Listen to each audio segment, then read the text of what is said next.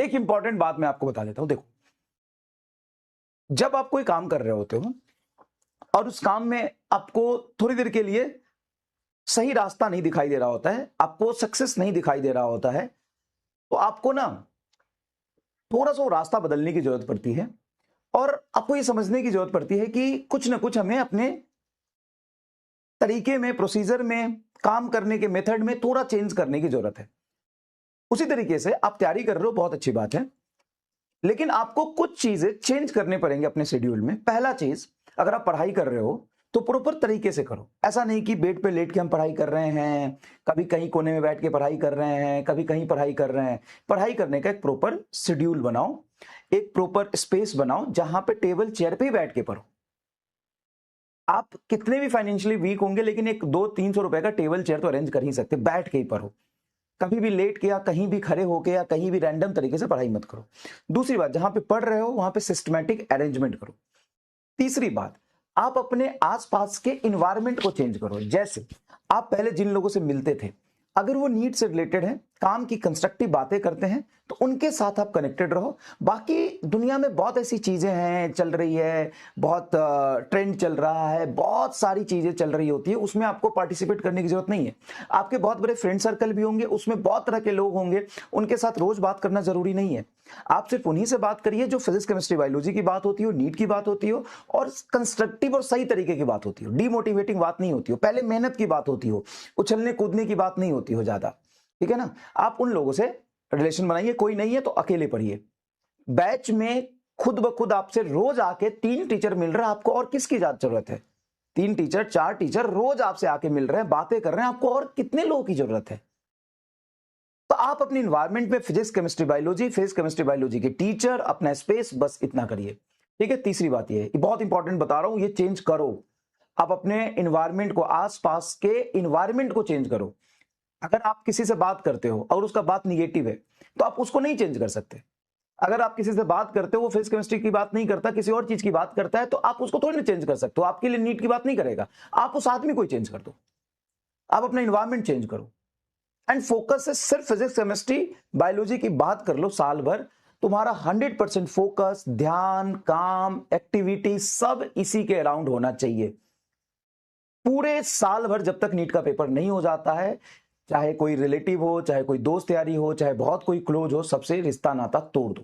पहली बात। दूसरी बात, आंख बंद करके टीचर जिस तरीके से आपको पढ़ा रहा है, कंटेंट ही पढ़ा रहा है, और कंटेंट पढ़ना ही इंपॉर्टेंट है। तरीके से पढ़ना इंपॉर्टेंट है, क्वेश्चन करना इंपॉर्टेंट है, अपना दिमाग लगाना इंपॉर्टेंट है, संघर्ष करना इंपॉर्टेंट है, वो करते चलो। बाकी टीचर की तरफ से मैं तुमसे ये प्रॉमिस करता हूं और तुमको चैलेंज भी देता हूं कि जितनी मेहनत तुम नहीं करोगे, उससे दुगना मेहनत मैं तुम्हारे सिलेक्शन के लिए करूंगा। हर साल करता हूं सर, और ज्यादा करेंगे। पिछले सालों की चीजें भी बनी हुई है, और भी ज्यादा आपके लिए करेंगे। और ये मैं चैलेंज देता हूं, तुम कर ही नहीं सकते इतना मेहनत। ठीक है? पहली बात। दूसरी बात, जहां तक कंटेंट की बात है, वो कंटेंट मैं आपको दूंगा जो टॉप 100 के लिए सफिशिएंट होगा। उसके बाद तुम अगर टॉप 500 में जाना चाहते हो, 1000 में आना चाहते हो, सिर्फ सिलेक्शन लेना चाहते हो, अपने हिसाब से उसको सीक्वेंस वाइज ग्रैब्स करना, रैंडम नहीं। रैंडम नहीं। कंटेंट को देखो, अभी के जमाने में मैं एक बात बताता हूं, आज से 10 साल पहले और अभी के समय में मेजर डिफरेंस क्या है तुमको पता है? मेजर डिफरेंस क्या है? आज से 10 साल पहले के टाइम में और अभी के टाइम में मेजर डिफरेंस क्या है? मेजर डिफरेंस है रिसोर्स का। आज से 10 साल पहले लोगों के पास कुछ था ही नहीं कंटेंट, ना तो कुछ ऑनलाइन अवेलेबल था, ना तो यूट्यूब पे अवेलेबल था, लोग के पास ना फोन था, ना कोई रिसोर्स था, उनको कहीं जाना पड़ता था, बंद कमरे में कोई उनको रिसोर्स देता था, उसी लिमिटेड रिसोर्स के साथ वो पढ़ते थे और अच्छा भी करते थे। और अभी के समय में प्रॉब्लम क्या है कि इन नंबर ऑफ कंटेंट्स है। और आप देखो तो कम से कम उम्मीद सीरीज पूरा पूरा पढ़ाया हुआ यूट्यूब पे 6 बार होगा।